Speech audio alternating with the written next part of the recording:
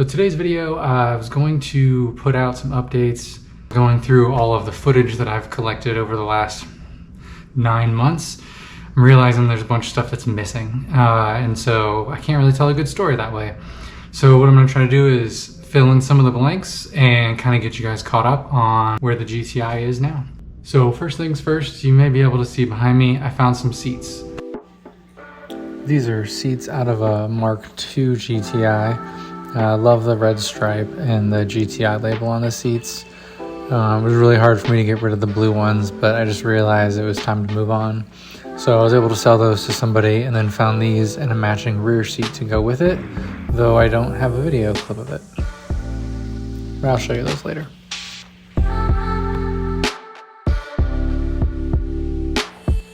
And the hardware on here is pretty much all working. This one little clip on the back I think is acting up a little bit, but the seats recline. Everything seems to work well.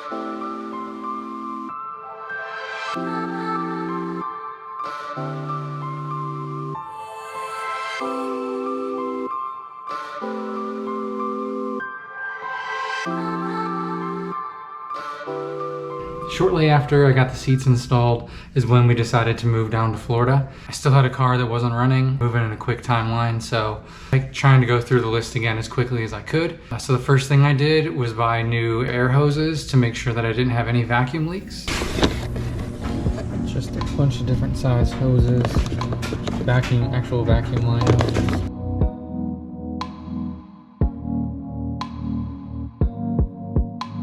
Here's how all of the air hoses came out. So I taped that off, taped this off. I believe these two have no airflow coming out of them. This goes down to the brake booster over here. And let's see, what else do we got here? This little guy connects. Oh yeah, and then there was a little line down here from the distributor that goes up to the back, on the back side. I also took off the throttle body at that time and got that cleaned up and made sure there was no issues or anything with that.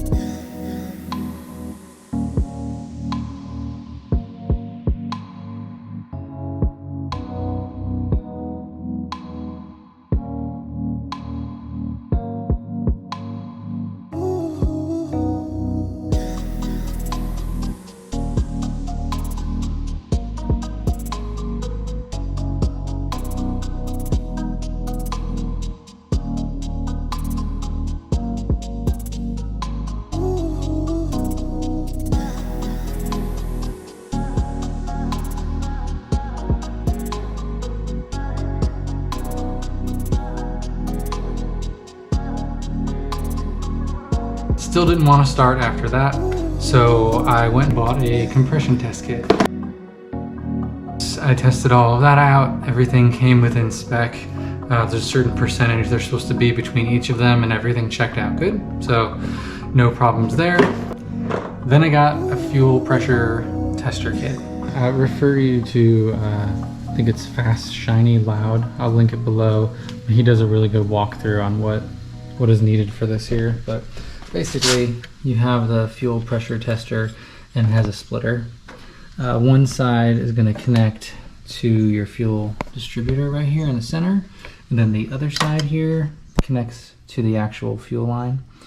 And the idea here, once you start it up or attempt to start it, when you have this switch closed, it allows you to bypass the warm-up regulator.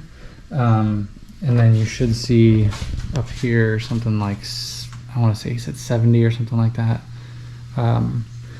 70 PSI. When I did it, I think it was like 80 or something like that. You should then be able to flip this, and then it will run the fuel through from the warm-up regulator. And when it does that, when the car first starts, it's supposed to be down pretty low. I want to say it's like around like 20 or 25, and then it should slowly go up to like 55 or 60. But what was happening is even when I would flip the shut off, this was still reading like 75 or 80, or I can't remember, some number that was higher than what both of them were supposed to be. So I had to just deduce from that the warm-up regulator was probably still faulty. I decided to buy a rebuild kit, pull that thing off and rebuild it.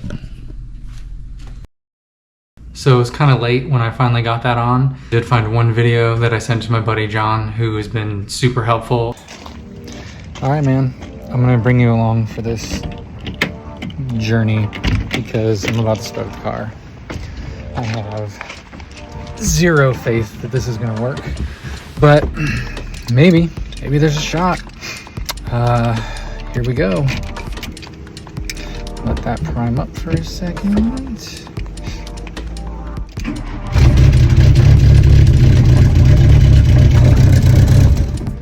It died out again, but it just started, which is a good sign. And there you have it. The rabbit's running.